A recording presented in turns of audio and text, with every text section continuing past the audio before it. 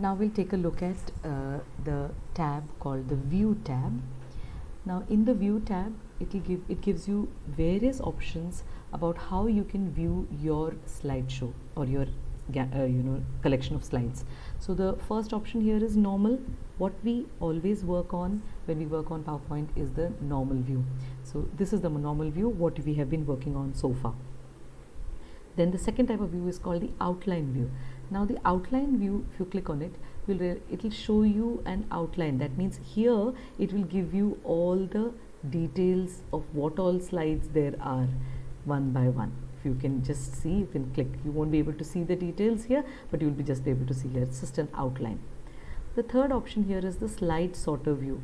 Now the slide sorter view is actually putting all the slides on one page, just like it was there on the left side. This is the slide sorter view. So if you can see this, here in the slide sorter view, if you want, you can click and drag the slides and change their position.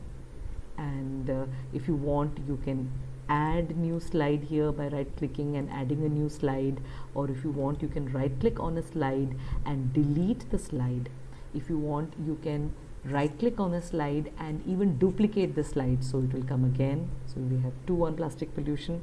Realize that I don't require 2, so then you can go ahead and delete that also. So these are all the options that can be done with the slide sorter view. The next view I'd like to show you is the notes page view.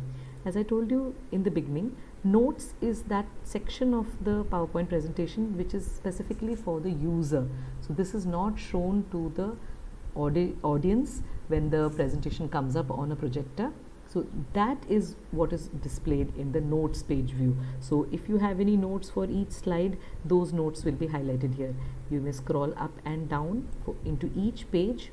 That's the noise pollution page, the first slide, or come down further into whatever other slide that we have. You can scroll up and down: land, water, noise, air, all these different types of pollutions, and for each slide you can have the notes view here. The next option here, or the type of view here I want to show, is the reading view, which is where my PowerPoint slideshow comes up on the screen, and whatever I am saying right now is getting recorded here. You can see here. So that was the rehearsed timings that I had done, the recording which has come up with the reading view. Now besides this presentation views, there are 3 master views that are available. Master views basically help you arrange the layout and the basic structure of your PowerPoint presentation. Out of this, the most important one is the slide master view. If you click on the slide master view, it tells you the general layout of your slide. That means if I come to the first slide here, it will tell you what the font will be, where the position will be. So suppose if you enter a slide of this sort, then where the master slides title will be, where the subtitle will be placed, that is defined in the slide master. So in this kind of a slide, where each placeholder will be kept. So if you want that every time you add this type of a slide, you don't want this text box to come so far away, you want it to come you want it to come further up ahead, and you want it slightly bigger, then that decision you can make and change here in the slide master view, so that every time you add a new slide, you don't have to reposition, you just have to do it once, and then you can just close the master view and that will be saved there. So like this, if I'm showing you this, so let's just close this and we'll come back to the normal view here, and here I'm going to just add one more slide, but this time what I'm going to do is I'm going to add a slide of a specific type. I'm going to add a slide of this type, that is title and content, which is what we had changed in the slide master. So you see how that title has shifted up. So every time you add a new slide, whatever settings you have changed in the slide master view, that is what is going to take effect for each type of layout that is there. So this is a real important tool in our hands to control the layout and the look and feel of our PowerPoint presentations. That was the view. Then we have the second, that was a slide master view. The second view that we have is called the handout master view. Now handout master view is a look and feel of how your slides will look on paper when it is printed. So what they're doing is placing all the slides here on one page. Now either you can have this is what is given by default, or you can have slides per page. That means you can select how many slides you want per page. If you want 2 slides per page, then it will give you 2 slides per page, and there will be several slides of this type. And if you want 6 or say 9, depending upon what slide, or even if you want only 1 slide, then you can do that. On this you can also have a header, a footer, and time, and the slide number also. So all these options are available. If you click them, they will be available.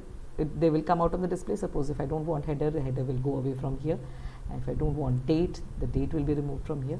That is up to us totally. And you can change the themes and the colors and the background styles also from the handout master. So this is for the handouts which are going to the users as printout. In the view, the last section is called the notes master. The notes master is where the notes will be printed in a tabular manner like this. So again, it is like the slide handout, and you can select you can select how many what type of layout you want portrait or landscape, and accordingly the notes will also get printed. Because in the previous case, I will show you, in the handout master the notes were not getting printed, only the content of the slide was there. But in the notes master, the notes will also get printed along with the slide. So that is the difference between these two. So that is the view tab. A lot of other options are there, like if you want the ruler, in my case I have kept the ruler activated. You can see the ruler on the top and the left side. If I deactivate it, the ruler will go away and I'll have more space for the slide. But I prefer it with the ruler because it helps me position things on the slide, so I like to keep it there. Like this, a lot of options are there. Please try out all these options. By the time you're able to try them, you will realize that you have much better control over PowerPoint, and you will be able to do many more things. Of course, we should not forget to keep saving anything that we do as soon as we do it, because if it's not saved, there is a chance that you can miss it.